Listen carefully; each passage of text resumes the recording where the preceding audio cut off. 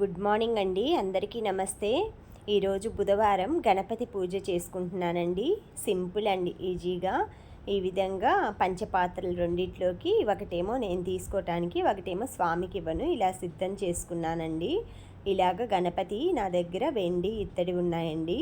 వాటికి వాటర్తో అభిషేకం చేసుకొని ఈ విధంగా పసుపు, మామూలుగా గంధం, కుంకుమ అన్నీ కలిపి అలంకరించుకుంటున్నానండి. కుంకుమ బొట్లు పెట్టి దీపారాధనకైతే ఇలా ఏకవత్తి హారతితోటి శంకుచక్ర దీపాలని వెలిగించుకుంటున్నానండి.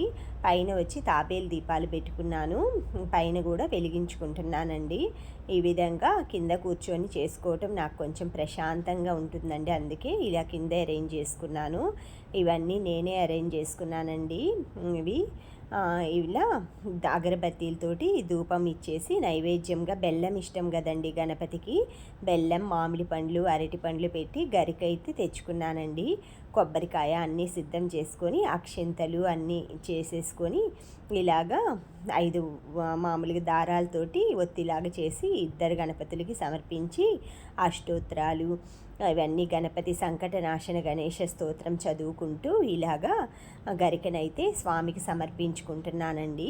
ఈ విధంగా బుధవారం రోజైతే గణపతికి మనకి దొరికినప్పుడు చేసుకోవటంలో ఎంతో మనకి అదృష్టం ఉంటే కానీ ఇలా టౌనుల్లో కొనుక్కోవాలన్నా దొరకదండి. ఇలా మాకు దొరుకుతుంది కాబట్టి మల్లెపూలు, గన్నేరు పూలు, గరికతోటి గణపతికి అయితే అష్టోత్తర నామాలు చెప్పుకొని హారతి ఇచ్చుకుంటున్నానండి. ఇలా కొబ్బరికాయ అన్నీ కొట్టుకొని ఏకవత్తి హారతే ఇస్తానండి. పండగలప్పుడే కర్పూరం వేస్తాను, ఎందుకంటే మొత్తం పొగంతా పట్టేసి తొందరగా బ్లాక్ అయిపోతుందండి బూజు అదంతా. అందుకే డైలీ ఏకవత్తేసి ఆవు నెయ్యితో ఇచ్చుకుంటానండి.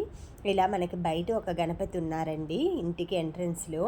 ఇలా ఆయనకు కూడా కడిగేసుకొని కొంచెం గంధం, బొట్టు, కుంకుమతోటి కుంకుమ బొట్లు పెట్టి ఇలా ధూపం చూయిస్తున్నానండి. పక్కే చెక్క ఉంది, అందులో గుచ్చేసుకుంటాను. బుధవారం వెలిగిస్తాను. ఈ విధంగా సమర్పించుకున్న తర్వాత గరిక కూడా కట్టుకున్నానండి స్వామికి. గరికను కూడా ఆ స్వామికి సమర్పించి కనకాంబరాలు కోసుకొచ్చానండి. ఆ గుత్తి అలా పెట్టేశాను. కర్పూరం అయితే తీసుకొచ్చుకొని బయటే కదా అని కర్పూరంతో అయితే ఈ విధంగా గణపతికి హారతిస్తున్నానండి. ఆ గణపతి ఆశీర్వాదం మనందరి మీద ఉండాలని కోరుకుంటూ సెలవండి.